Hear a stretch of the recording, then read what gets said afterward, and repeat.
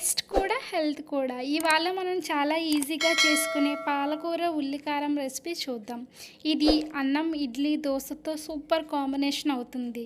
ఇంట్లో ఉన్న సింపుల్ ఇంగ్రీడియంట్స్తో క్విక్గా తయారు చేసుకోవచ్చు. హెల్త్ ఉండే ఈ వంటకం పిల్లల నుండి పెద్దవాళ్ళ వరకు అందరికీ నచ్చుతుంది. Welcome to NS homely vibes. ముందుగా పాలకూరను శుభ్రంగా కడిగి కట్ చేయాలి. కడాయి హీట్ అవ్వగానే 2 టేబుల్ స్పూన్ల ఆయిల్ వేసుకొని మినపగుళ్ళు, పచ్చెనగపప్పు వేసుకొని ఫ్రై చేసుకోవాలి. ఒక స్మాల్ సైజు వెల్లుల్లిపాయ తీసుకొని ఒలిచి పెట్టుకొని వేసుకోవాలి. మీడియం సైజు 2 ఆనియన్స్ తీసుకొని గోల్డెన్ షేడ్ వచ్చినంత వరకు ఫ్రై చేసుకోవాలి. 10 నిమిషాల ఉల్లిపాయ ముద్ద చల్లారాక తీసి మెత్తగా గ్రైండ్ చేసుకోవాలి.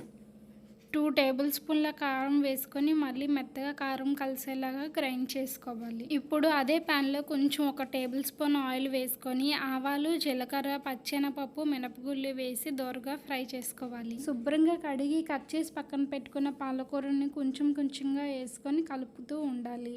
పాలకూరలో ఉన్నటువంటి వాటర్ అంతా వచ్చి మొత్తం ఆ వాటర్ అంతా ఆవిరైపోయినంత వరకు కలుపుకోవాలి. కలుపుకోలేనట్లయితే కడాయికి అంటుకుపోతుంది, బాగోదు. సో దగ్గరుండి బాగా కలుపుకోవాలి.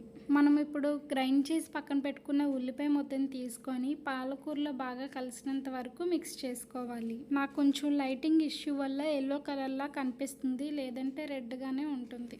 ఉల్లిపాయ ముద్దను మిక్స్ చేసుకున్నాక అదే జార్లో కొంత వాటర్ వేసుకొని బాగా కలుపుకొని ఉప్పు, కారం సరిపోయిందో లేదో ఇప్పుడే చూసుకొని అడ్జస్ట్ చేసుకోవాలి. దగ్గరికి అయ్యాక తీసి సర్వ్ చేసుకోవడమే. Please like, share.